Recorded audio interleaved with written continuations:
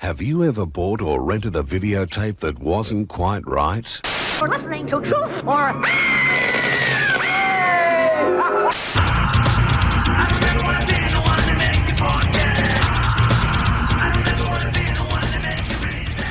Hey, it's Saturday. No, it's Valentine's Day edition of the Movieland podcast. We're a little late. DeLorean ran out of plutonium, but truth be told, our schedule to shoot fell on Valentine's Day weekend. So we're a week late, but better late than never. But it's been a great month for movies with some very, very lovely movies, actually. But before I get too ahead of myself, hello, I'm Sean, and with me is my co-host, Ned.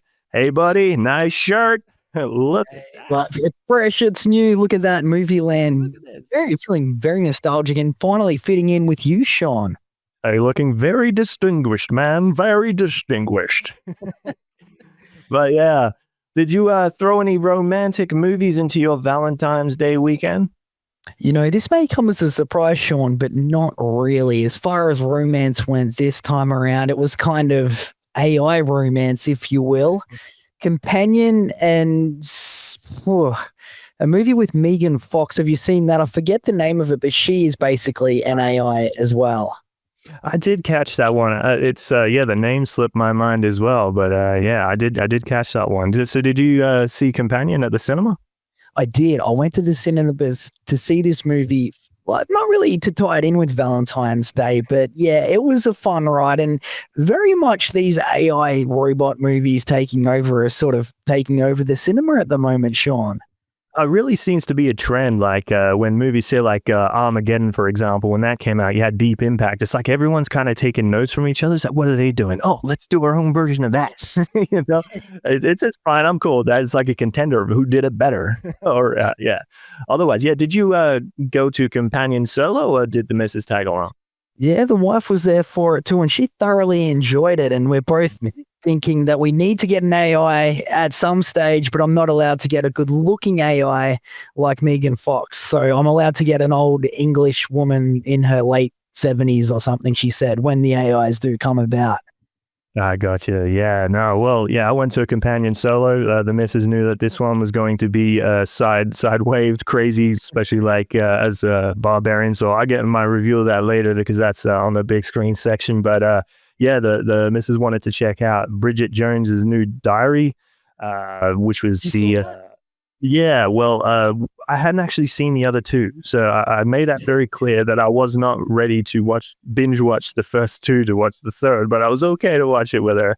And we got through the first 20 minutes and she was not impressed and wanted to leave. I was like, oh my God, I was actually ready to watch all of this. You know, like it's obviously I'm okay with walking out too, because it's not my cup of tea, but so we left and ended up checking out The Gorge on Apple TV instead. Amazing things about The Gorge. How was that? I'm down with you. I wouldn't have even got 20 minutes in, so hats off to Mrs. Sean. But yes, The Gorge. How was it, Sean? Well, I've been looking forward to this for a month now because I've seen it on the schedule, and great cast right there and great idea. So I was like, yeah, this is probably not the best Valentine's Day movie, but lo and behold, it's a Valentine's Day movie. So It's I was really? like, how is it? It's based on Valentine's Day. Well, it leads up to it, and it's all the events are on Valentine's Day, and it's a love story with monsters. And wow, very, very good. It's probably a contender already. It's February, contender of best movie of the year right there. Check out The Gorge. I highly, highly, highly recommend it. Right next to Companion. Wow, there you go. That's a big call right there. So you saw Companion as well. Are you saying that it was as good as Companion, or you're saying it was better? You're talking movie of the year for The Gorge. See, this is a quite interesting fact here because I can't place one ahead of the other. See, Companion, I've already watched it twice. The Gorge, I want to watch it twice. So there's already some even comparison for me of how I'm feeling of the two. Gorge is up there. I think they're level like neck and neck at the finish line for me. But yeah, definitely Gorge is one you have to put on top of your list. But yeah, besides everything we watched, I had to put together a top 10 list of best romantic movies for the Movieland Magazine suggested to watch this month. So let me point out a couple and see what you think. Like on top of this list, I had to put Leonardo DiCaprio in the 1996 movie Romeo and Juliet. What do you think about that one? There you go. Look at it. It's been probably since 1996 since I saw that movie, but I think it was a good one back in the day. Leo DiCaprio. Yeah. I wasn't huge into the romance side of things, so this might be more your style of things, man, when it comes to it. But I love the soundtrack on it. I remember there was a great song called "Local God" by Everclear on them. I was like, hell yeah! But it's a great movie, isn't it? It's been ages since I've watched it. Very, very powerful, dramatic film. And yes, love the soundtrack. There's actually two versions of the soundtrack, and I bought both of them. It's one of those movies, after I watched it, I ran out and grabbed the soundtracks. And then B2, I was like, wow, okay, so here I go. I've often got that intro song, The Boys, the Montague Boys, playing in the car. But oh my God, like for, I don't know, when at 96, how old I would have been, 10 when this movie came out. I didn't see it at the cinema or drive-in, but I owned it on videotape. Watched it so many times. John Leguizamo, one of my favorite actors, is in there as the Capulet. It's my favorite thing about that movie is the rivalry between the Montagues and the Capulets, and all the modern age drama adaptation, because obviously it happened, I don't know when the original was written, don't quote me on that, I didn't research the original Romeo and Juliet, but the modern age, guns and fighting in the streets type thing, and it's such a tragic, at top of the list kind of thing when you think of, tragic love stories. Yeah, no, you've got me hyped up to go out and rewatch that one, actually, Sean. It has been years, but I do remember I thought it was a good modern twist on a, like old school thing right there.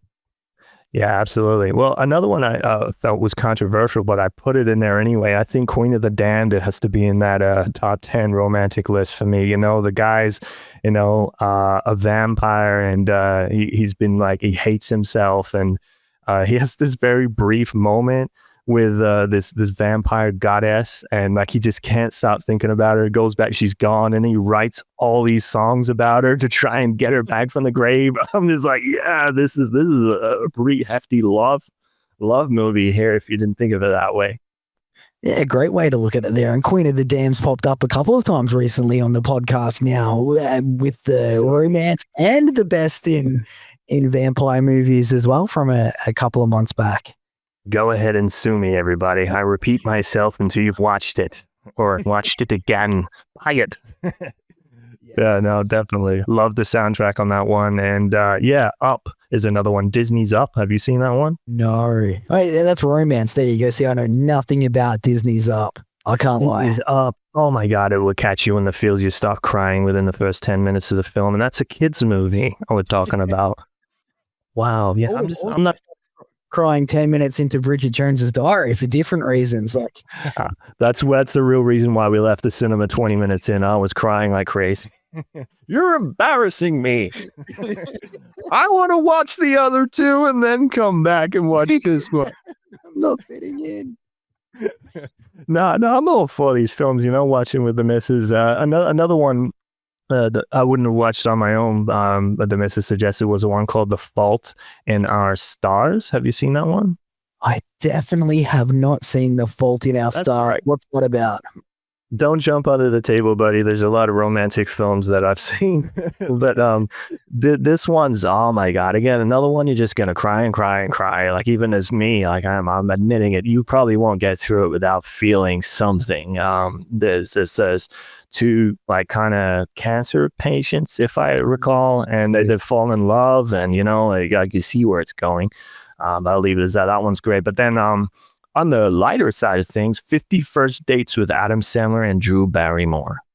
Definitely seen that. And that, I would say, is right up there, Sean. I do enjoy that. Absolutely. Very funny movie where he's got to try and introduce himself every single day to her. And yeah, just a whole bunch of fun.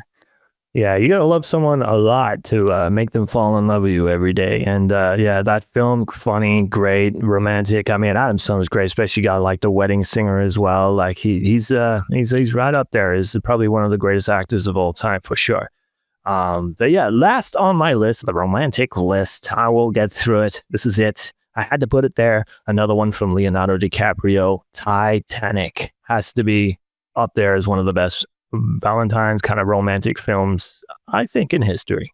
Yeah, look out. And have you seen all of the memes, I guess, getting around because it was Valentine's Day about, how the lady's like, there's not enough room for you on this, Leo DiCaprio, and all that sort of stuff. Like, it's kind of funny putting a bit of a laugh about that on it. But yeah, you can't deny this Titanic is one of the greatest stories in history and has to be right up there. Did you sort of go from last to first on there, or is it just these are 10 great to check out, or how were you voting them here? On those there's no ranking on those top 10 lists. I never put numbers on them because I wouldn't be able to decide that. I mean, we've all established every single podcast we can never say what's number one. It's too hard. Yeah, but now Titanic is definitely something I've rewatched 100 times, and that's a 3-hour movie, so that's a lot of time I've invested rewatching this film, and seen it at the cinema, probably not straight away, but that would have been pretty. I was pretty young when I seen that when it first came out, and then I went for the 10th anniversary. I think it was actually the 100th anniversary of the sinking of the Titanic. They had a screening for it. It was the second time I went, and I was really excited for that one. I was hoping the cinema themed the place to have the ticket ripper in uniform as the Titanic. What, that would be all on board. That's just me overthinking things, it's just go in and watch your movie and leave. On the topic of this, we're talking Leonardo DiCaprio, albeit here with Romeo Juliet and Titanic. He was on a red hot roll back in the day, because that would have been around about the same time, would it? The mid to late 90s, I'm assuming. Do you remember? Nah, not off the top of my head, but it's pretty close. Yeah, he was definitely on a red hot rampage there with great films under his belt, and definitely Titanic is one of them. And the whole event of Titanic is fascinating to me. It's probably one of the most tragic events that ever happened in history, and it just fascinates me. So aside from the romance side of the film, the whole scale of it is just insane. Anyway. Besides all the romantic things, anything else you've been watching this month? Well, it's been a little bit all over the shop for me, Sean. We went and caught the Thomas Nicholas Band, my son and I, and he, of course, is the guy who played Kev in American Pie. Very, very funny dude. He's been in a bunch of movies. He was also in Halloween Resurrection, so that was probably one of the more or the less fun Halloween movies, but I got him to sign this when I went to see it. I'm not sure if you can see that there on camera, but it says, "Nice, Ned, just watch me." And then his signature with the name Bill there. I was very happy with myself with that. So I went and rewatched that movie. And remember, we were talking about the movie Fear, Sean? Yes, had to go and watch that. It was recommended by us, and I'm I got to go back out and watch Fear. And it made me think there's no way you could sort of get away with that in this day and age. If they were to make the movie Fear now, they would have to change it up a lot because of technology. There's no mobile phones back in the mid 90s and all that sort of thing. And I was just thinking, I don't know how they do it now. It's, I don't know. Again, you were talking about overthinking. I think I'm overthinking there, but it was great for its time. A random movie I caught, Sean, which is kind of romantic, but not really, is The Girl in the Pool. Have you seen that? It's a Freddie Prinze Jr. movie. He sort of directed it. No, I haven't seen it, but I did see it on the release schedule. Yeah, it's he's having an affair, and then his mistress winds up dead. The wife rocks up home early, and he's had to dispose of the body, sort of thing. And then the wife's actually putting on a surprise birthday party for him. So 40 people at his house and a dead body in there as well. And great. Sounds like that Swim Fan movie. Did you ever catch that one? Oh man, I think older, very familiar. Yeah, that's an older 90s one. Yeah, this is just a random kind of fun one. And Freddie Prinze, I think because I'm getting hyped up for that new I Still Know What You Did Last Summer movie. Yeah. I got to check this out. And it was probably, it looked better, or it sounded better than what it was, but definitely worth checking out. It was maybe miscasted. But anyway, the Jerry Springer documentary, did you check that one out? No, not much of a Jerry fan. I wasn't much of a Jerry fan either, but I always found it very funny, and I thought this could have been better than what it was. Also, it kind of alluded to the fact, though, that Jerry Springer was more real than what people thought it was, which was kind of crazy. Finished season 1 of Goosebumps, Sean. I'm not sure if you remember. I'm like, I'm going to go and watch that new Goosebumps with Ross from Friends in it. Went to rewatch it and realized I hadn't finished the last lot, so I've knocked that over. And something that I saw you advertising through Movieland was the Gabby Petito story on Netflix. Yes. Did you watch that? Tragic story there. Did you watch it? Did you watch the Netflix one? Yes. Yeah, no, I've actually seen. Oh, I followed the case while it was happening, and the guy was still at large, and I was like, find him, like. I watched one on Foxtel, only about a month ago, so I'm guessing it may be the same one, but I'm willing to have a look again. But yeah, that's such a tragic story. Absolutely, It is, isn't it? It shows how out of date I am with things happening at the moment, because I must have been sleeping under a rock, had no idea about this. It only happened a couple of years ago, and something that we might have to start off a new podcast at some stage about conspiracy theories, because many rabbit holes have been opened up since the release of this Netflix series, saying that the guy could still be alive and all this stuff. I totally believe that guy is still out there. Like, it just seems so, the ending just doesn't feel right. So yeah, I think everyone feels the same that is, researched to watch it. It just seems so open-ended. Yeah, he was. Anyway, moving right along, I just feel so much for Gabby and her family. Horrible things there. But my pick of the bunch from this month, Sean, was the movie Presents. And I got to see this with my son at the cinema and just absolutely loved it. Did you get a chance to check out Presents? Oh, I seen the little teaser trailer for it, and I went, no. But if you're saying to check it out, I'll have a look. I think I kind of burnt myself out with those, paranormal films back when Paranormal Activity came out. I was obsessed with them then, and then there's just too many of them. Same with zombie films. Feel very burnt out on those as well. I'm willing to try, but I'm not quick to jump, But yeah, how does it go? 100%. Couldn't agree with you more. If I see another zombie film or a zombie series, I don't think I'll be jumping on that. 100% agree with you there. We were actually trying to see Hard Eyes, and it wasn't playing anywhere. We were looking at the American release date and not the Australian one. This was right before that Valentine's Day week, maybe the one before, and it wasn't out. And Brody said to me, he's like, this Presence looks all right. And I'm sort of coming from the same sense of you, like there's a bunch of them out there, but this one, different spin, interesting. I don't know. I would recommend it for people checking this out anyway. Give it a chance if you're into that sort of thing. Absolutely. Yeah. No, I think we did bring up Hot Eyes a little early last month, I think it was. But sorry to get you excited in advance to that. I should try. And actually, this is a funny story. I actually got in trouble for this when I worked at Blockbuster Video. And I was in charge of the putting out the new posters up in the store. So the posters would come in because we had them in the big frames and they would go up on the wall. And because I'm like 6 foot tall, I'll be the one that would be doing it. One day I'm like putting up all the posters, and Queen of the Damned poster comes out, but it doesn't come out for 2 months. But I didn't think of that. I was just really excited for it. So I put it up and put that one up right at the front by the desk. And my manager pulls me aside a couple of days later after the weekend. He's like, can you take that one down and put something else up? Because we keep getting people asking, is that here? It's not here yet. You can only put ones that are out. Like, yeah, but I got to raise awareness.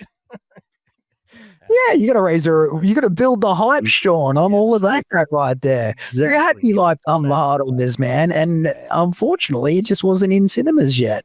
I Googled it, and we were looking at the American release date when I looked into that. So it's all good. We'll see it eventually.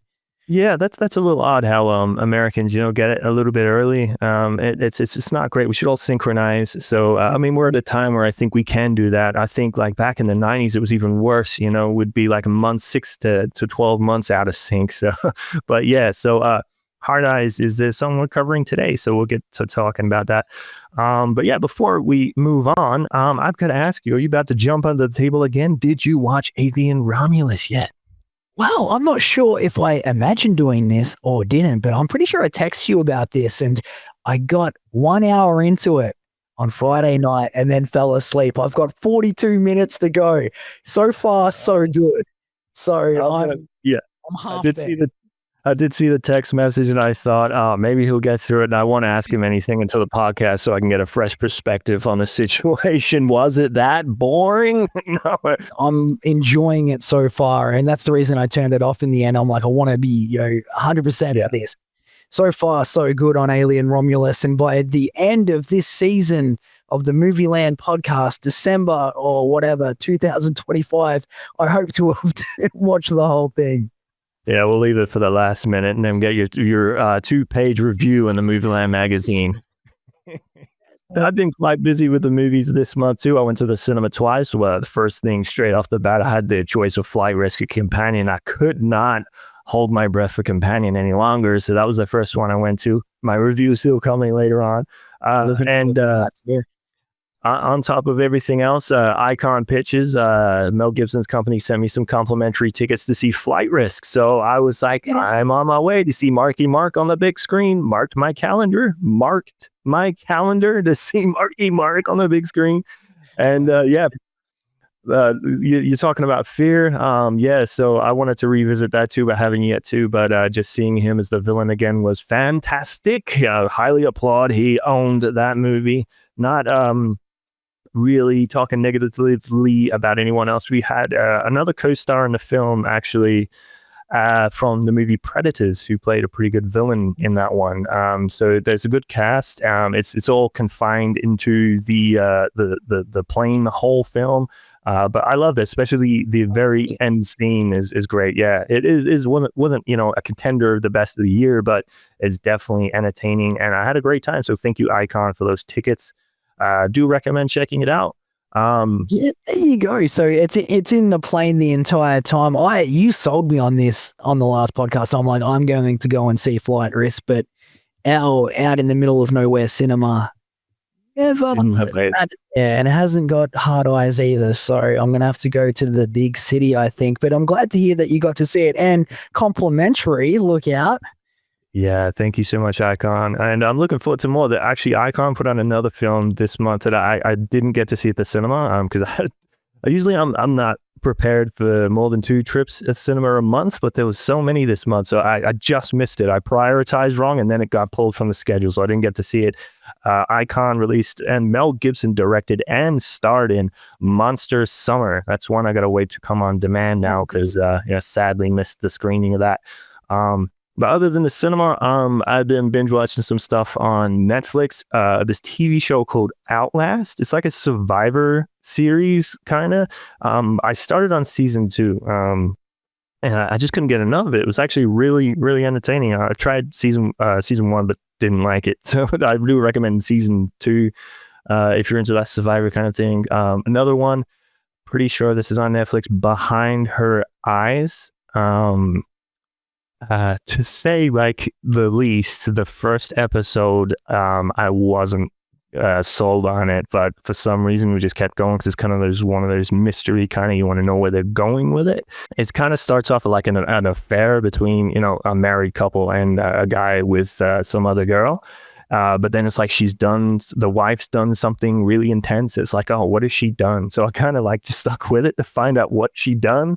And by the end of the series, my eyes and wide open jaw hit the floor. I'm like, wow, I don't think I can sleep properly tonight thinking about this. Where did you watch that? Did you say Netflix? Was it Behind Her Eyes? I haven't even heard of that.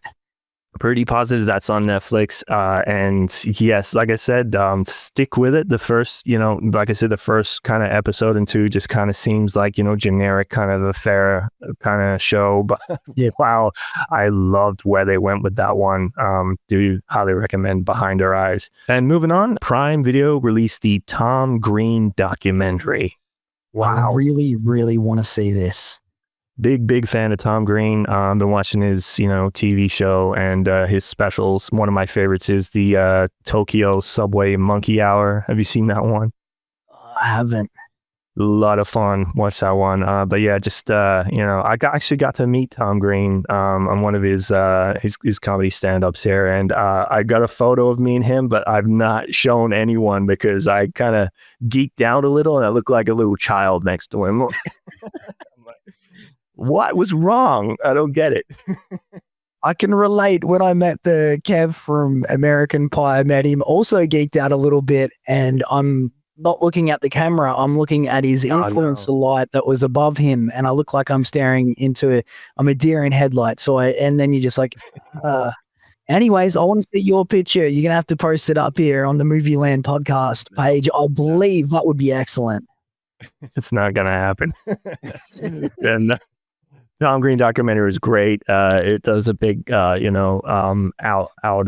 perspective of his entire career, things I didn't know about him, and up to where he is now. And he's actually done a TV show with Prime as well, Green Country. That one's out. I haven't checked that one out yet. And he did a few Laugh You Lose shows on Prime as well. So he's all over Prime Video. You need to check him out. Subscribe to Prime and check those out. Laugh You Lose, for example. Tom Green's in the room. I walk in, I'm done, I'm out. He just looks at me. This is such a classic. You were talking about Drew Barrymore a little bit earlier on in 51st Dates, and of course he was married to her back in the day. And I remember seeing something just recently, apparently, I think Tom Green may have went on to the Drew Barrymore show. Have you heard anything about that? And they were talking about their marriage or something. That'd be interesting to check out as well, because I believe they hadn't spoken in quite some time. Yeah, I didn't hear about it anywhere other than the documentary that I just watched. I was like, oh, okay, yeah.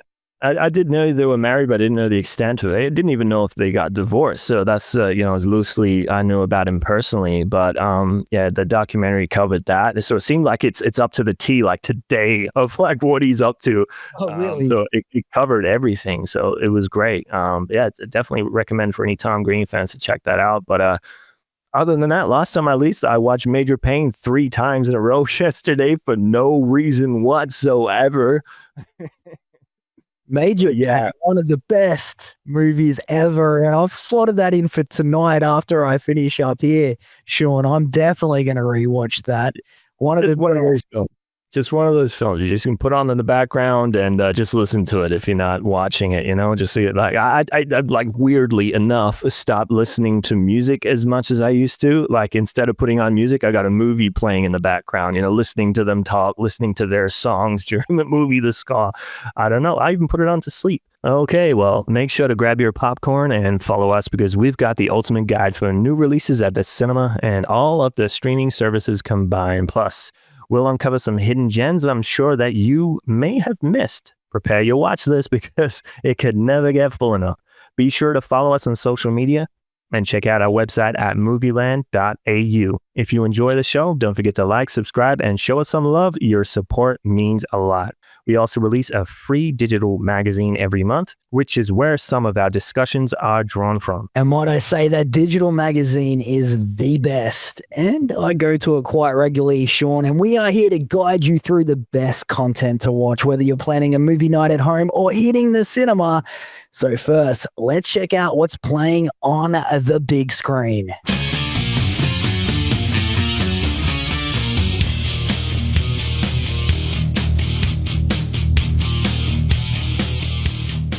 First, on the big screen, we have Companion, the highlight of our topic of conversation for the last 2 months. Companion is an American romantic psychological thriller film written, directed by Drew Hancock. The film stars Sophie Thatcher from the TV series Yellow Jackets, which I've also just recently checked out, which is amazing, and Heretic with Hugh Grant. And also, Hugh Grant's not in Companion, by the way, and it also stars Jack Quaid from The Boys and the upcoming Novocaine. I'm pretty sure you're excited for this one, Ned. Yes, I am. I cannot wait for Novocaine. That's the one where he can't feel any pain, right? Yes, I'm so excited for that one. But yeah, Companion. The film was pitched very cryptic with details, but was quick to curveball from your typical dramatic love story. But coming from the producers of Barbarian, as we said before, we were ones to expect something far more than crossing the line, and it did. Companion is still screening in cinemas, but it's looking like it's going to hit on demand next month for those who are looking to see it on the big screen. I do recommend it. I went to see this and I was definitely shocked and loved it. I was actually, more expecting my feelings to relate to the two main stars, but there was two other co-stars. Forget their names, but I was very invested in their story as well, and it hit me in the feels. And it's very unique.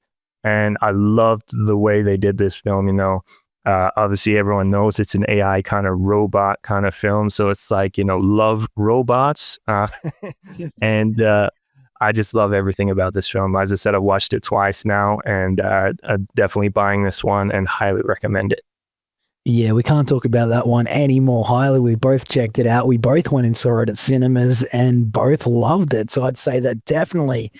would it be safe to say gets the Movieland tick of approval, Sean?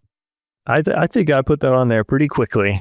Say, well, how about this one, Hard Eyes? I mentioned earlier I've tried to see it, but haven't yet. It's a very surprising twist on Valentine's Day movies.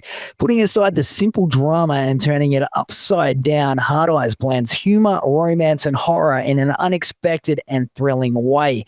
Directed by Josh Rubin, an American slasher is sure to make hearts race for more than one reason, Sean. Hard Eyes follows a group of co-workers who find themselves working late on Valentine's Day in an office building.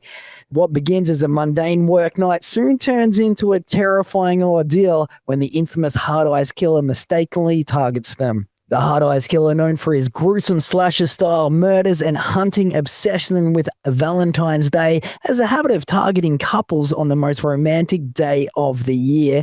However, with these co-workers accidentally caught in the killer's sights, what was meant to be a quiet night of work turns into a night of horror with everyone scrambling for survival. Hard Eyes is now showing in cinemas, hopefully soon on demand, the way things are going these days, Sean. Probably not too long because I'm very excited to check it out. I'm mad that it comes out so quickly. Make people mad that it's not out on demand. They have to go to the cinema to see it. That's very true, actually. A movie that I saw in the cinema just last month is already on demand, and I'm like, look out. All right, next on the big screen, we have In the Lost Lands. In 2025, audiences will be transported to a mystical world with the release of In the Lost Lands, an epic fantasy adventure film directed by Paul W.S. Anderson, known from Mortal Kombat and Event Horizon, personally picks, and based on the novel from the renowned author George R.R. Martin from Game of Thrones, with a star-studded cast led by Mila Djokovic from Resident Evil and my favorite Fifth Element. Dave Bautista, former professional wrestler, best known for his role as Drax the Destroyer in the Guardians of the Galaxy series. Plot: a witch travels to the Lost Lands in search of a magical power that allows a person to transform into a werewolf. Because that's exactly what I'll go above and beyond to do. No. But all more power to you, Mila, and enjoy that power if and when you get it. No, I'm excited for this one. But yeah, I'll have to watch the film to understand why it's so important. Maybe in this world, werewolves are really cool. Well, that's exactly right, Sean. I believe we were talking about that just recently, and I said, I like werewolves more, Sean, and you're like, why? And I didn't really have anything to say why I did, and maybe this is the reason, Sean. I was looking into the future. I took that DeLorean we were talking about earlier. I've come back, and this is the bomb of a movie. I really feel, though, look at that star-studded cast. Dave Bautista, get out of here. You got, man, I'm excited for that one. Mila Djokovic, and I love that you brought up Fifth Element. Fantastic movie. Yeah, no, nothing bad on werewolf films. I just don't see the appeal of wanting to be one. But I do love that. As I said, the American Werewolf in Paris and Teen Wolf. So there's ones I love. But yeah, being a vampire seems like, a bit more cooler, live forever. Does werewolves immortal? I can't remember. Is that the same thing? I'm not sure. And you find it appealing, the idea of being able to just drink blood and stuff too, Sean? I don't know. But then again, turning into a werewolf, I don't know. I don't know. Live and learn. Let's get this rolling. Let's talk some Marvel. Captain America's Brave New World. Captain America Brave New World promises to take the Marvel Cinematic Universe in an exciting and fresh direction as the fourth installment in the Captain America film series. The film represents a crucial turning point, ushering in a new era with Sam Wilson, Anthony Mackie, officially stepping into the role of Cap. The movie picks up where the Disney Plus miniseries, The Falcon and the Winter Soldier, left off, continuing Wilson's journey of self-discovery, leadership, and the weight of taking up Steve Rogers' mantle. It's a good one. Plot: Sam finds himself in the middle of an international incident after meeting with the president, which is played by Harrison Ford. He must soon discover the reason behind a global plot before the true mastermind has the entire world seeing red. I like the little hint of red there, as it's apparent Harrison Ford is a Red Hulk for this one. Look out. Yeah, I'm a big Captain America fan. It took me a while to actually get. I think that's the film that drew me into the Marvel universe. I actually wasn't really huge into the Avengers when it came out. Kill me. But it was actually the third Captain America that got me, because I was at the cinema and a trailer for Civil War came out, and I was like, this looks epic. And I watched Civil War. I don't think I went to the cinema for it, but I fell in love with the Winter Soldier character, so I rewound and watched 1 and 2, and Winter Soldier again was like my favorite thing about the trilogy. I know he's probably an underrated character, but for some reason I just love, especially the Winter Soldier, the second Captain America movie. Wow, like he's just such a badass villain and a great backstory and everything there. And the fight between, him and Captain America, and I love Chris Evans as Captain America as well. His whole upbringing, underdog story, especially in the first film. And I was amazed when I first watched the first Captain America how they, put Chris Evans on a really small, like built body. But now, like watching it now, like it's like, oh, the CGI is not right. It didn't look as great as I remember it, but I was blown away when I first seen it. Like CGI doesn't age well sometimes, but yeah, it's a little disappointing not to see Chris Evans, continue on in Captain America, but I do, understand where they went with that. And but I'm excited to definitely check this one out. Seeing Harrison Ford as a Red Hulk sounds amazing. That does sound amazing. It's definitely got my attention for sure, and it's one on the to watch list. And interesting that you said that you weren't overly into the Avengers, because I was similar to that, Sean. Like they throw a lot at you, the Marvel universe, and at times it's hard to keep up with. And the Captain America part of things does seem to, they do it well. Yeah, that drew me in for sure. And there's a lot there to take in. And yeah, I think I'm more of a Batman DC kind of guy. but yeah, no. Another one's like Iron Man's obviously great, but I also love the Thor series, especially the I think it's the second one or the third one. I can't remember. It's Thor 3. What's that one called? Ragnarok. Wow, love that one. That one's so funny. when Thor stopped being so serious, and I love Loki. And also I was a late fan, but wouldn't say I'm obsessed, got them all over my wall kind of fan. But Winter Soldier. Yeah. Badass. I didn't know that, man. There you go. We agree with that too.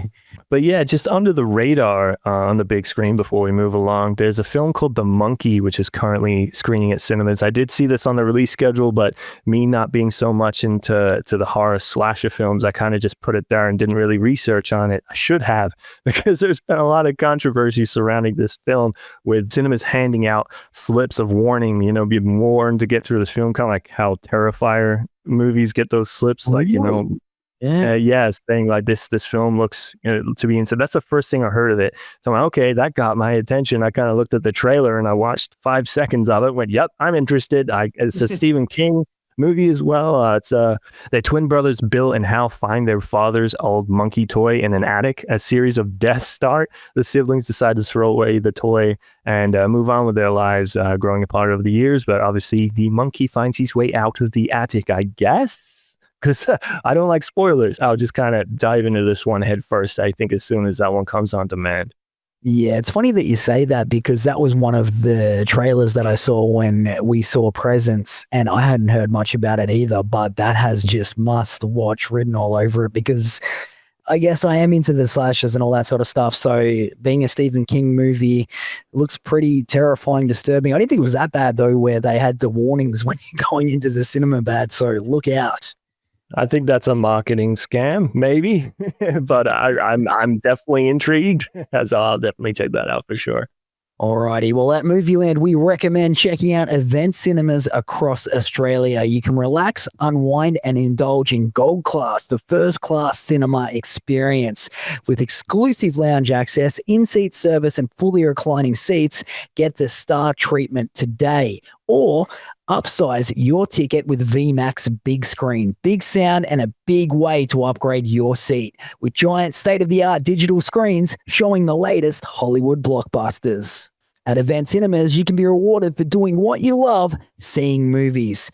Join Cinebuzz, earn points and redeem free movie tickets and save 10% on food and drinks.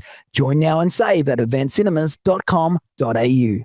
All right, get ready for a night of thrills, laughs, and monster mayhem. The Bonfire Horror Club invites you to a special screening celebrating the 35th anniversary of the 1990 horror comedy classic Tremors, starring Kevin Bacon and Fred Ward. Don't miss out on this fantastic evening of fun, frights, and unforgettable moments. The event is taking place at Palace Cinemas Nova in Adelaide, South Australia, March 28. Get your tickets now and join the hunt for graboids if you dare. Now, for those looking to stay home on the couch with your streaming services connected, let us save you the time clicking endlessly for something to appeal to you. Here are the highlighted new releases on streaming this month.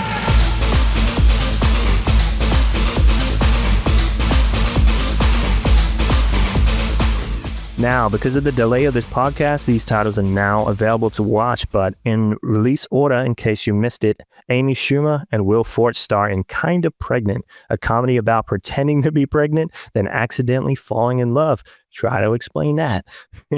Caitlin Denver from my favorite No One Will Save You, and Booksmart stars in Apple Cider Vinegar, based on true events and where an Instagram advocate pretends to have an illness to gain a following and then gets exposed. For fans of The Witcher, an animated spin-off of the Netflix series entitled Sirens of the Deep is now streaming. For those into documentaries, a notorious tragic story about the murder of Gabby Petito is also available. And last but not least, Robert De Niro stars in the political thriller series 0 Day about a global cyber attack, packed with Netflix this month. Over at Disney Plus, for everyone keeping up with the Kardashians, their new series is now streaming alongside a tribute to The Lion King with a Broadway musical at the Hollywood Bowl celebrating the 30th anniversary of the first film with special appearances by original cast members. Harlem Ice, a 5-part documentary series following the girls of a figure skating in Harlem as they prepare for competitions. And for the kids, Win or Lose, a series that revolves around a softball team at middle school named the Pickles in the week leading up to their big championship game, with each episode showing the perspective of each member in the same events, each reflected in a unique visual style. And last but not least, the classic and highly recommended drama The Gilmore Girls finds its new home at Disney Plus, with all 7 seasons now streaming. If there's not enough on streaming services, we have some new releases available to rent or buy on digital platforms like Apple TV and Prime Video. Here is the digital guide we recommend this month.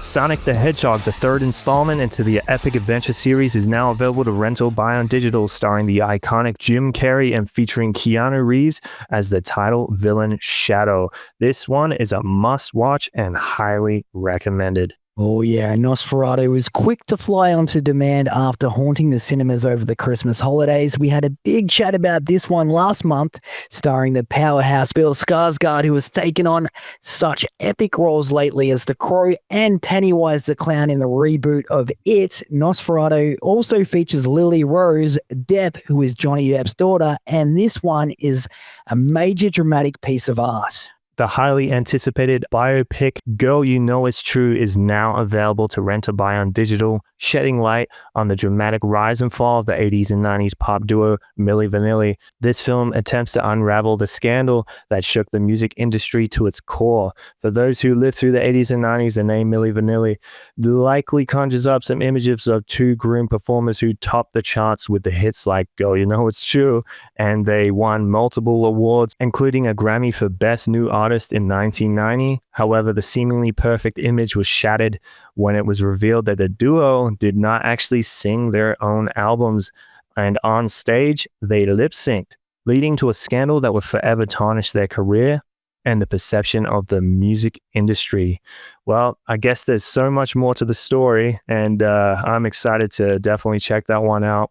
Elevation, a gripping sci-fi thriller directed by George Nolfi, starring Anthony Mackie from Captain America and Marina Baccarin, Deadpool. The plot of this one, a post-apocalyptic survivors find refuge in the Rocky Mountains to hide from the giant insect-like creatures that can't live above 8,000 feet.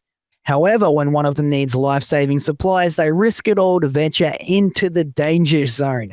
Elevation is now available to rent or buy on digital. I've heard very good things about this one, and it's been sitting on my watch list for a little bit now, but definitely getting around to it. The monster movies lately have been very exciting. Well, there's never enough movies coming out, so be kind, rewind. It's not an old movie if you haven't seen it, so rewind to a classic movie this month. We've got some hidden gems for you that we recommend that you dig up and check out. My hat is like a shark's fin. Deepest bluest, my hat is like a shark's fin. Deep Blue Sea, 1999, directed by Rennie Harlan, is a standout science fiction horror film that has earned its place in shark film lore, starring Saffron Burrows, Thomas Jane, Samuel L. Jackson, Michael Rappaport, and LL Cool J. The film's blend of suspense, thrills, and action has made it a beloved cult classic, often celebrated as one of the best shark films to follow the wake of Jaws. Set in a remote research facility, Deep Blue Sea follows a team of scientists who are genetically modifying mako sharks to develop a cure for Alzheimer's disease. However, things take a disastrous turn when the enhanced sharks, more intelligent and aggressive than anyone anticipated, break free and begin wreaking havoc on the facility. Man, I love this film so much. I think we briefly talked about this last month. I seen it at the cinema 3 times, and honestly, it's my own opinion. I love it more than Jaws. I think it's the best shark film of all time. Ooh, big call right there. Definitely, like, these hidden gems is one of my favorite topics that we have on the podcast, Sean, because you get to throw back to the fun ones from back in the day. Gonna have to rewatch Deep Blue Sea for sure and see if it's better than Jaws. That's a big question. All right, some fun facts about Deep Blue Sea. They actually filmed the whole film on the same set as they filmed the Titanic. So all the water scenes and the facility was all built the same spot. Another interesting fact is, they used a lot of CGI sharks in the movie, but apparently they left one scene at the very end of the shoot with Thomas Jane and a real shark, and he was quite skeptical of why they left it to last. Like, is it in case I die? Yeah, I didn't know either things here, and maybe it was. Yeah, no, he did some great scenes in that film. Underwater, he's always doing like cartwheels in the water above sharks. I'm like, what scene was this? Did he really dodge sharks or something? Why did they make him do it, not a stuntman too? It may be like, that scene where he's like crawling through the cage and the sharks around him. Maybe it's that. I'd be interested to know. Inspiration for this film came from the writer who had a nightmare of being trapped in a passageway with sharks. Obviously, that happened with LL Cool J's character. I remember a fair bit. Obviously, he's got a lot of iconic scenes in this. Another fun fact there, I've read too much about this film. I apologize. Samuel L. Jackson was actually originally pitched to play LL Cool J's character. However, his agent didn't want him playing a chef, so they created Samuel L. Jackson's character from scratch, added into the story just to put him in the movie. I think both work in the film, and I love LL Cool J's character in this film so much. So I'm glad Samuel L. Jackson turned that chef role down. You ate my bird. Oh, definitely. I need to go back and check that one out. LL Cool J popped up in a bunch of fun movies back there in the 90s too. He was on one of my favorites, Halloween H20, one of the first Michael Myers movies that I saw. And I like watching those rapper and musician crossovers into movies when they do a good job, and he does. I really love the song he did for Deep Blue Sea. I ran out and grabbed the soundtrack, obviously, like I do most movies, and that's the only real song on the soundtrack. Everything else is a score. But yeah, that Deepest Bluest song. I don't think he's like very proud of it because he never talks about it, or it's not on Spotify or anything. I love that song so much. Yeah, I was a Deep Blue Sea fanatic. As I said, I went to see it 3 times. I dragged different relatives to it. Just like, I think I went to my grandma's house after I seen it, and I'm like just rambling like I am now to her about it. And I'm like, can you please take me to see it again so you can see it? I think it was more of an excuse to get her to go so I could go and see it again. But yeah, also the ending of this film was different originally. Spoiler alert, so don't listen if you don't want. Saffron Barrow's character was actually meant to live at the end of the movie, but during test screenings, the audience was very dissatisfied that she lived because they pitched her as kind of the villain of the movie, you know, because of what she did. It got so many people killed. So it's like they demanded her to die. So they did a quick reshoot to make her character die. And to me, like that's an amazing scene. Like, I'm glad it is the way it is, but I'd like to see the original ending. Arrow Films are actually re-releasing the film on 4K Blu-ray next month. Another reason why I'm putting it up on the Rewind. And I'm interested to see if hopefully that deleted scene makes it into the Blu-ray. It'd be interesting to see. Surely it'll be on there. That's what people get these releases for those fun deleted scenes. And if that was a big one, which I actually hadn't heard of, so thank you for saying, that'll have to be on the re-release.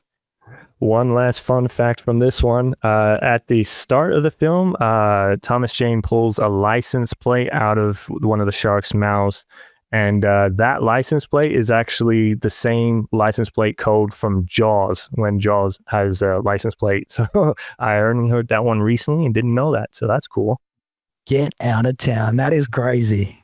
Okay, so as I said, I was like a massive fanatic of this film, went to see it 3 times, and I was counting down the days until it hit video and DVD. So I was constantly going to, this was Movieland still at the time, and I was telling them, you know, can I please put my name down in advance for posters? And I ended up getting, I think, 3 different variations of the video store version of the poster. I got the cinema poster. And then I went down to Civic Video. And the guy had a display there on the counter. And this is probably, you know, weeks after it came out. So it's already been sitting there for a while. And I was like, can I please have that? He's like, how much you got? I'm like, really? I got to buy it. So this is the little display that was on the counter. It's a shark's mouth. Oh, that is cool. Probably a little dusty. And it's got, you got it out. It's like a shark's mouth. You can swim, but you can't hide shark's mouth. That's how I love this thing. Except I've never got anywhere to put it because it's so What did big. he charge you for it in the end? I don't know. I was probably like, 15, 16. So I don't have a lot of pocket money. I don't think it was a lot. I can't recall the exact dollar amount. It's probably under $50, maybe like 30, I think. I think he was dissatisfied with my offer, but I don't think he was going to make any more than that. But how about this one? Wayne's World, directed by Penelope Spheris. If that's wrong, I do apologize. It's a comedy film that has become a staple of 90s pop culture based on the beloved Saturday Night Live sketch created by Mike Myers. The film marks his feature film debut as Wayne Campbell, a lovable rock fan who co-hosts a public access TV show with his best friend Garth Algar, played by Dana Carvey. Wayne's World went on to become both critical and commercial success, making it the highest grossing film based on an SNL sketch. The film follows Wayne and Garth as they attempt to take their quirky TV show from the basement to the big time, all while navigating the world of show business, romance, and corporate greed. It is such a fun one. One of the most memorable moments in Wayne's World is the headbanging scene, which I still play out in my car to this day, to Queen's Bohemian Rhapsody. While the studio initially wanted to use a Guns N' Roses song, Mike Myers famously pushed for Bohemian Rhapsody, even threatening at one stage to quit the film if his demands weren't met. That is big there. For years, fans have speculated about the possibility of a Wayne's World 3. Geez, it'd be awesome. Although no official plans for a third film have been confirmed, the return of Mike Myers and Dana Carvey as Wayne and Garth remains a popular request. Myself very much included. They must be getting on in age, though.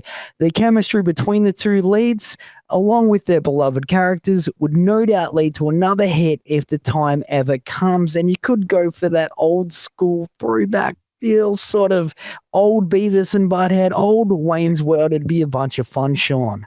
Now, I definitely think, even coming of age at the age they're at now, like it would be great to see them as at the age they're now as Wayne and Garth for sure. That would definitely work. And I'd be excited to see it. Wayne Stunt 2, maybe putting on a concert. I love the second film. Same, yeah, possibly better. It's much like what we often talk about, like we're big fans of Bill and Ted. Wayne's World, same sort of things. Bogus Journey, I think, just topped the first one, and it's very rare, but I think the second one topped the first in Wayne's World as well. And I love these films that came out of Saturday Night Live sketches, this obviously being one of them, but Coneheads was actually another one, and there's probably a few others, but that's the only two that are coming from the top of my head. So back in the 90s, there was definitely some great ideas coming out of Saturday Night Live. And that'd be another great throwback one to put on here as well. Coneheads, I have not watched that in ages. Dan Aykroyd from memory was in that, right? France, we come from France. Yes, Dan Aykroyd. Adam Sandler makes an appearance in that one as well. And Chris Farley from Beverly Hills Ninja as well. Absolute classic. All right, with the 35th anniversary of Tremors screening at Palace Cinemas next month, I just had to select my favorite Tremors out of the 7. I bring you the second Tremors 2 Aftershocks, starring Fred Ward and Michael Grass. Picking up as the events of the first film, Errol Bassett finds himself broke after spending all of his reward money earned from his initial encounter with the Graboids. He's hired to take on a new infestation of these underground creatures at a Mexican oil refinery, with a tempting 50,000 reward for each Graboid killed. Realizing he's in over his head, Earl recruits Burt Gummer to join him in dealing with the monstrous creatures. However, the Graboids have evolved, now able to attack above ground, making this new challenge far more dangerous than ever. Reviews of the film were largely positive, with critics noting that Aftershocks remains among the best direct-to-video sequels ever made, something not often said about follow-ups in the genre. Tremors 2 was followed by Tremors 3 Back to Perfection, which continued to explore the world of Graboids and their evolved forms. To date, a total of 7 Tremors films have been released, along with a TV series, and a pilot episode for another Tremors TV series starring Kevin Bacon was filmed. The series was never picked up. But yeah, I actually seen the second Tremors movie first, before the first movie, obviously. I was at a friend's house, and he had it on videotape, and we watched it. I only got to see half of it, which built my frustration even more. And this is more frustrating. I forgot what the movie was called. So I went to the video store and I tried explaining it, and they're like, what? And I think it's called Graboid. Do you have it? And they're like, I don't know what you're talking about. It took me months, literal months. Finally got to watch it. And again, watched the second one all the way through first, and then went back to the first. But loved the second so much. I think it holds up a bit more than the first, in my opinion.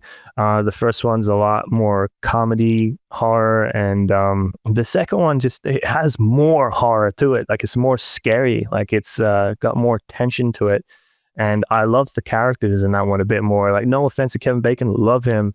But, I started this adventure with Fred Ward, Burt, and Grady is his name, the second one. And I can see the third film actually has a guy that's like Grady. It's like Grady was meant to play that character, but didn't. But I don't know, I'm a Tremors fanatic again, so I could rant forever. Have you seen any of the Tremors films? Not in a very, very long time, but it's definitely piqued my interest just hearing you talk about that and the passion behind it. And I didn't know that they were talking about making a TV series spin-off as well. How recent is that, Sean?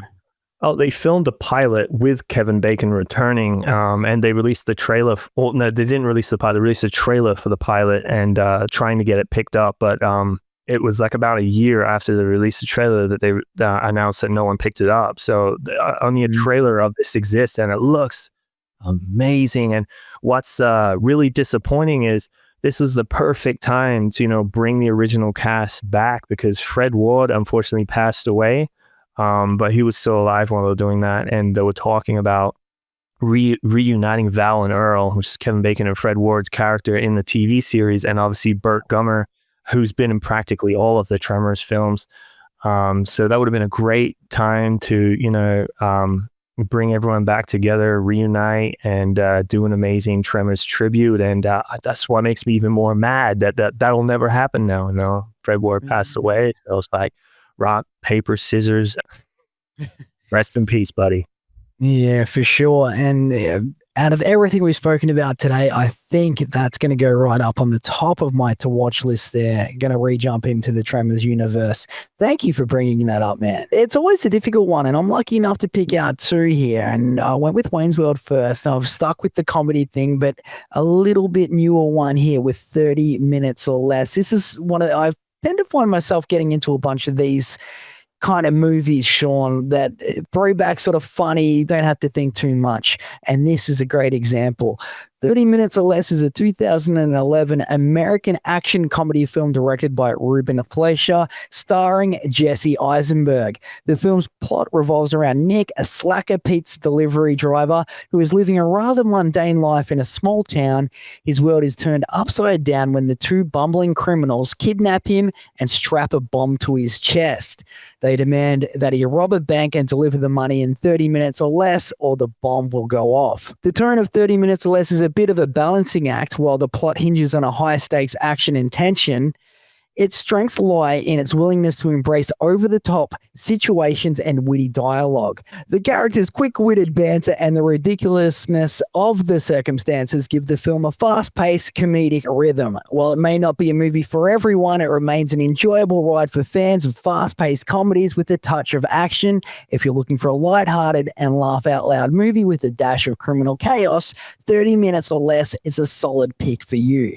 Okay, so as we said before, if there's not enough for you to check out, that we obviously cover a lot more in our Movieland Magazine, which is free and digital on the Movieland website at movieland.au, the ultimate streaming guide for cinema and digital, as well as interviews and a lot of hidden gems. This month just passed, I interviewed Ryan Bowman from The Children of the Corn 2, Only the Strong, and my favorite, The Never Ending Story 3. That interview was a long time coming for me, actually. I've been kind of, nudging him every couple of months. Can we do it yet? Can we do it? And this is before we launched at Movieland, because I was doing a lot of these in advance. So it was a great success for me, because I love The Never Ending Story 3. Did you ever see that film yet? I've definitely seen The Never Ending Stories, and I believe, if I remember correctly, did you, again, talking about watching movies in the wrong order, you watched The Never Ending Story 3 first, you were saying, right?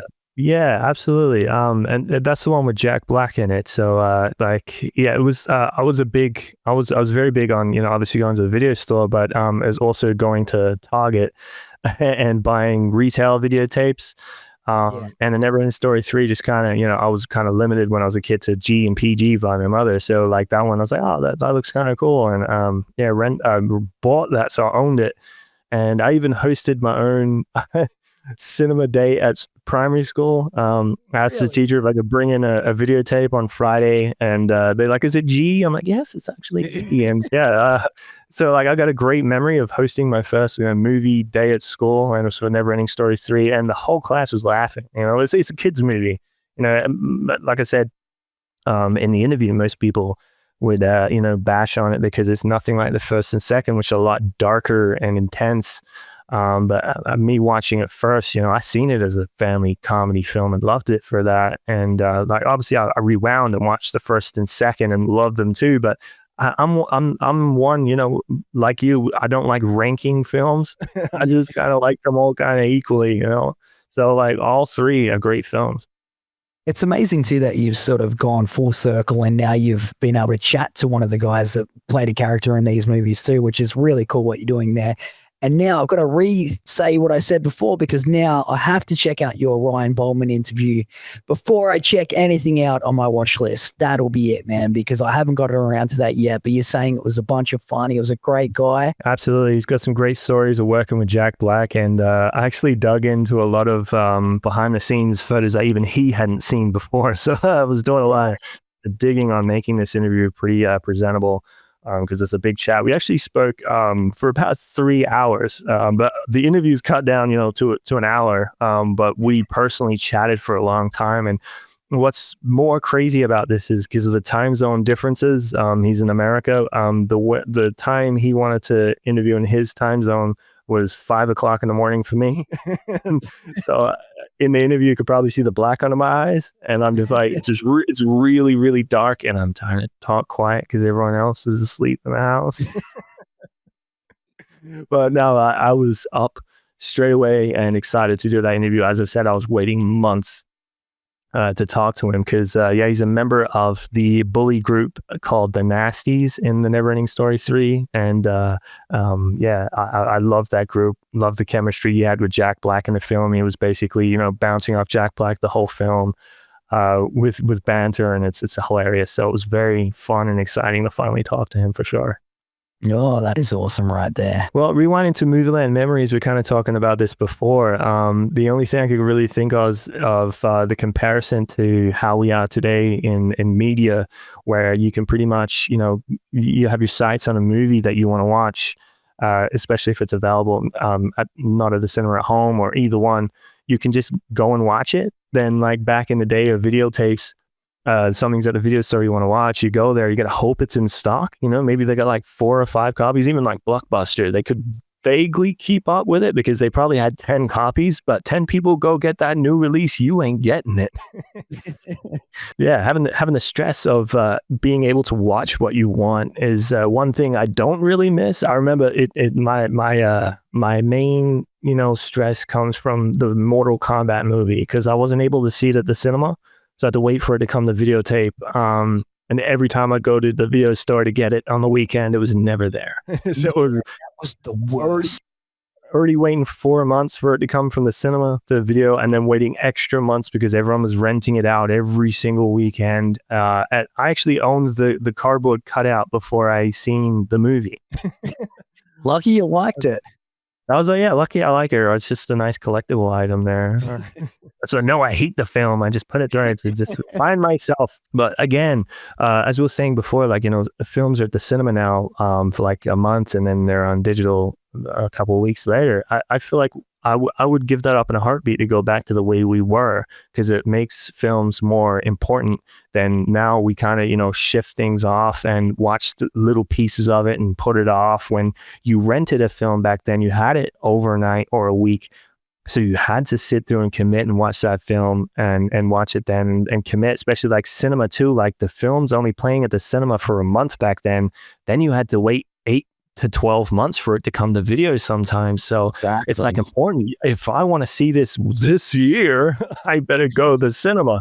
Like I understand cinemas, movies companies or et cetera, probably just, still recovering from the COVID times. But I honestly think we should rewind and go back to, making movies more restricted and stay at the cinema longer and don't come to digital for a while.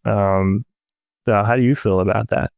Yeah, it's kind of like what we were talking about before. Like when you really want to see something and it doesn't come to your local cinema, it's very frustrating. Like the Hard Eyes movie you were talking about before. So I'm and because I want to see everything and keep up to date, I really am excited for when it does hit streaming for that point of view. But at the same time, when you've got movies like Nosferatu, which I literally saw in the theaters 2 or 3 weeks ago and it's already on streaming, it seems a bit over the top and ridiculous. And why would you even bother going to a cinema, I guess, is how some people would look at it if it's just going to be on digital very, very soon. But of course, you and I just love the idea of going and watching it on a massive screen, and there's just no other feeling like it than going to the movies to watch it. So I don't know. It's both got its perks and its and advantages and disadvantages. I don't know. It needs to be a happy medium, Sean, like a couple of months or something, maybe. Yeah. I guess it's just, the release schedule is only a handful of films coming out every month, but I do get you on people's dispute on, I'll just wait till it comes to digital because it's so short. But if we take that away, we just got to take that away. Then they won't have more of an excuse or, it's too expensive to go to the cinema. There's cheap Tuesdays at the cinema. Go Tuesday night. There's like $12 tickets. It's really cheap. And also, I definitely, support the cinema because it brings more quality to the film. It's the way it's meant to be seen, big screen, big sound, no distractions, no pausing. You got popcorn, great experience going out. And I love this comparison to say, to music. Seeing a movie at the cinema is like seeing your favorite band on stage, rather than watching a movie at home is like listening to your favorite band on CD. It's not as epic of a scale and experience. And some of these films that I've seen, like I definitely have different impressions on me. Like for example, there's a film called Moonfall, which came out I think just after COVID. I've seen it at Quake Sound, and it was like heavy and bass and the explosions and everything was shaking the cinema. And I went home raving about this film and can't wait to watch it at home. And then when I watched at home, not as much sound and a smaller screen, it's like, it's less impressive. And for some reason, the impression it puts on you was I was not saying it's a bad movie. It just, it's like going on a theme park attraction ride to me, going to the cinema. Like absolutely, definitely recommend giving the cinema another shot if you haven't been in a while. And, we also invest that money you're putting is investing in keeping cinemas here because, Netflix, not to talk bad of them, took away Blockbuster and video stores. That's a fact. But I don't want them to take away the cinema. That one is something I'm clawing to. That would be devastating. Absolutely. And I see how it's redundant to some people going to the cinema now and giving this excuse of this window of 1 month until a movie goes to streaming is a core reason why we're heading down that path. And I don't like it. Yeah, I don't like it either. And I think in the day and age we're living in, Sean, I was sort of thinking about this when you were talking just then. When you go to the cinema, you put your phone on silent or whatever. Yeah. To me, like that hour and a half or 2 hours is probably the only time that I will fully just switch off. Okay. Because if you are here watching a movie at home, like you were saying, you'll pause, you'll go talk with the kids or, you'll do whatever. But when you're at the cinema, it seems to just be, you've got a 1.5, 2 hours where just the world stops and you can just relax, unwind. But you can't do that at home with streaming or anything else. So that's why it'll always be king in my books. Absolutely. 100% agree there. But yeah, next month at the cinema, there's actually a few films coming. We'll briefly touch on a Mikey 17 with Robert Pattinson in a Groundhog Day kind of horror with some monsters. That one is extremely exciting.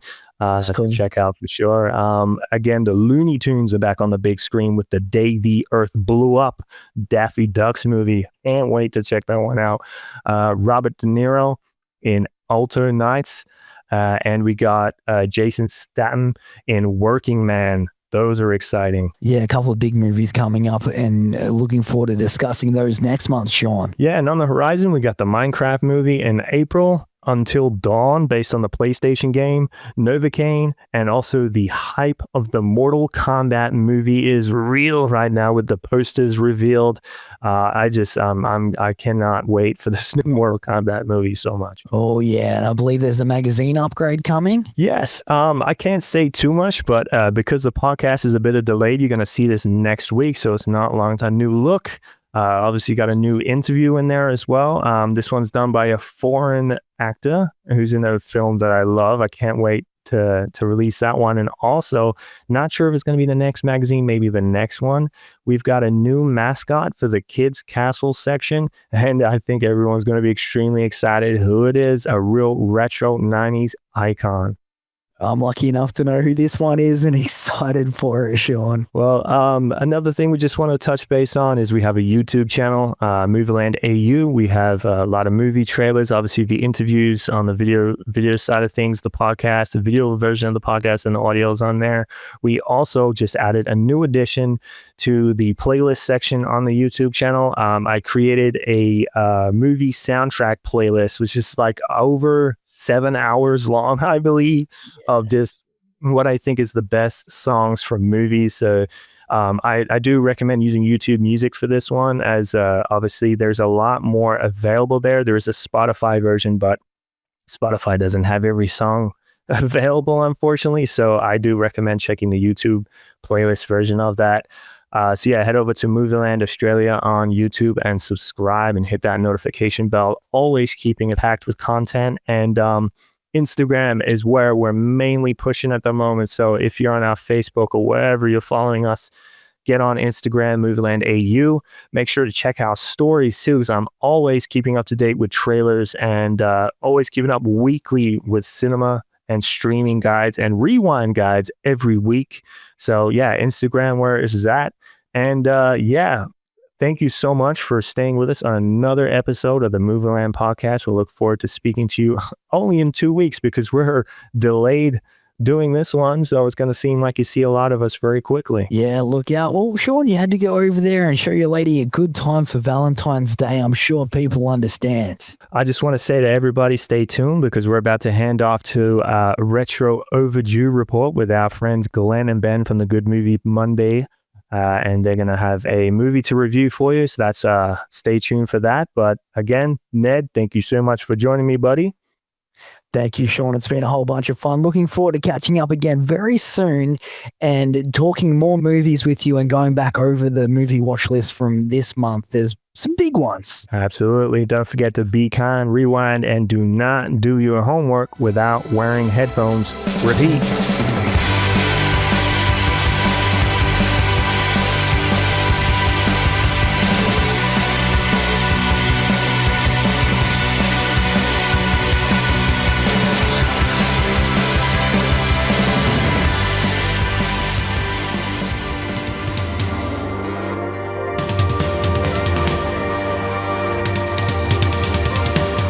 You know what I feel like talking about in this month's Overdue Report? What's that? My favourite booze, Southern Comfort. Man, that was my mother's favourite drink back in the day. It's vile stuff. It's horrible. It's but really gross. the best thing to come out of it is the Walter Hill film of the same name, which I didn't realise until rewatching it again. They actually got permission from Southern Comfort to call the film Southern Comfort. And yet there's not one single product placement of the drink in the film. Not at all. I know. No. What a missed opportunity. Because if you watch it through the credits, the logo for Southern Comfort, the drink, is in the credits. Yeah. This is an amazing film. I'm not sure if... because it's kind of... I feel like it's the forgotten Walter Hill film. It is. He wrote the screenplay for this at the same time that he wrote the screenplay for Aliens. They Yep. were both optioned by Warner Brothers. 20th Century Fox. 20th Century Fox, Yep. sorry. It was released, that's right. So Thorn EMI, Yeah. Yeah. the old cassette tape. A major cast. Huge cast. in this. Let's just have a look at the back here. It wasn't a major cast at the time. Well, I mean, they were all young. They were all just young Turks, Yeah. kind of then. Although Keith Carradine was the name. Powers Booth, Fred Ward, TK Carter from The Thing, Brian James pops up. It's like the guy from The Heat of the Night, whose name I can't remember, turns up in it. Peter Coyote. Yes, randomly. it feels like a loaded cast. And watching it in retrospect, knowing all these names, like, it's like, wow. There's no way, there's no budget that you could get these days that would contain all of those people. No. Like even 10 years later. Yep. When this film was made. And it's a film that's kind of been forgotten over time. I mean, it's had a bit of a rediscovery. It's been released onto 4K. It's just come out. Vinegar Syndrome had just released it on 4K. But it went through a good 20 years of being forgotten. Yeah, I don't know if it came out. I don't know if it's been released in Australia maybe DVD. Well, it was a dud. Like, I mean, Walter Hill's on the record of saying it's one of his biggest disappointments in terms of nobody, flocked to it. Like, nobody watched it at the time. Look, it's a difficult film. Like, if you take his other films, like Hard Times or The Warriors or even The Driver, and I think Driver's probably the one that this film is closest to because both of them have central characters that are basically unlikable. Yeah. And this film, if you haven't seen it, this film basically follows a bunch of their Louisiana kind of home guard, National Guard type. Yeah. They've got a militia feel to them. Yeah, troop. But they're actually they're the state sanctioned guard. Yep. And they're doing like war game exercises in the middle of the Louisiana swamp. Yep. And this one kind of, it's not a platoon, I guess. Squadron. A squadron, yeah. There's like a sergeant and a corporal and a couple of private first classes kind of thing in privates. So there's probably 12 guys in the troop. They've got one idiot in the troop who they're all armed with machine guns, but they're all full of blanks. Yep. And they're kind of marching through the backwoods of Louisiana, and they come across a bunch of canoes. So they take the canoes, even though they're clearly owned by some kind of backwoodsman, hillbilly, redneck types. They locate these canoes in a camp that's clearly occupied, but the occupants are off somewhere. They're hunting or doing whatever they're doing. Yeah. So they take the canoes, and when they get to the kind of middle of the lake, and the guys turn up, and then one of the idiots fires his machine gun full of blanks at them. Because they don't know it's blanks. That's right. And so then they fire back, killing the sergeant, Peter Coyote. Yeah. And they tipping all the canoes. They lose their map. They lose their compass. They're basically lost in the swamp, and they're being hunted by hillbillies. Uh-huh. Now, the problem with the film is that none of the people, Powers Booth, like Keith Carradine's probably the most likable of the lot. Fred Ward is a complete prick. Powers Booth is kind of quiet, but a prick. Yeah. Like, they're all horrible kind of guys. Incredibly unlikable.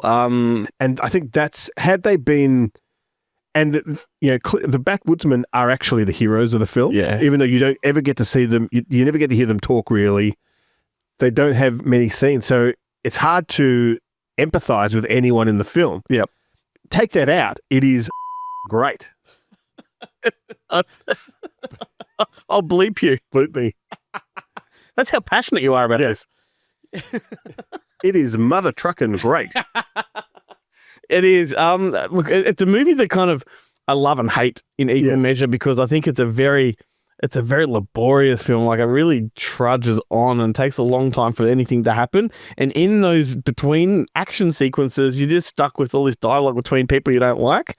Yeah. But like, as we were, we were kind of talking about it, we were, talking about how it's kind of similar to Deliverance. Yeah. But Deliverance, it's within the first 15, 20 minutes, you're in. Yeah. It's Uncommon Valor crossed with Deliverance. Yeah. That's the best way to describe it. But I do really adore the final act of this film. I really, really love it. And had the whole film been at that pace and kind of that nature, I think I would have really, really loved this film. Having said that, like, it is still a ripper. Like, it's a movie you can revisit, and it's got that 80s action, no one gives a stuff kind of attitude.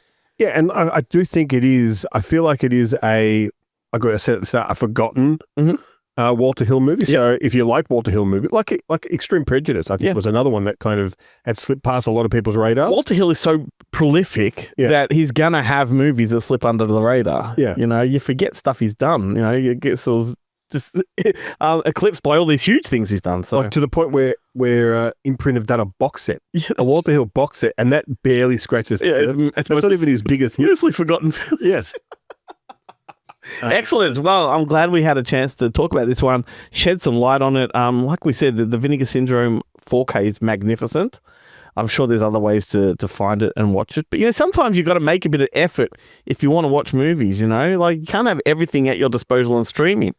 Look, as movie nerds that we are, the best part of it was, you'd read a film magazine, you'd be like, I've never heard of this film. How do I see it? And you would have to go to about 15 different movie lands to try and find one that happened to have it, because you would be convinced. Like, I remember reading about Get Carter for the first time in Loaded magazine, and then searching for it and just being convinced that Get Carter had never come out in Australia. That's right. It's all about the hunt. And then lo and behold, I've got the VHS. It definitely had a release. Yep. Once again, and it was a MGM UA. But it was it's a catch-22, like, because, you know, we have all these great films at our disposal on streaming, and yet the fun of finding films has sort of been taken away. Like, and no, it's still there. It's just no one knows how to do it anymore because they're so reliant on. Yeah. I put it into the search on Netflix and it wasn't there, so I guess it doesn't exist. Yeah. It does. You just got to go to a bit of effort. So if you've never heard of Southern Comfort, track it down, give it a look. It's great.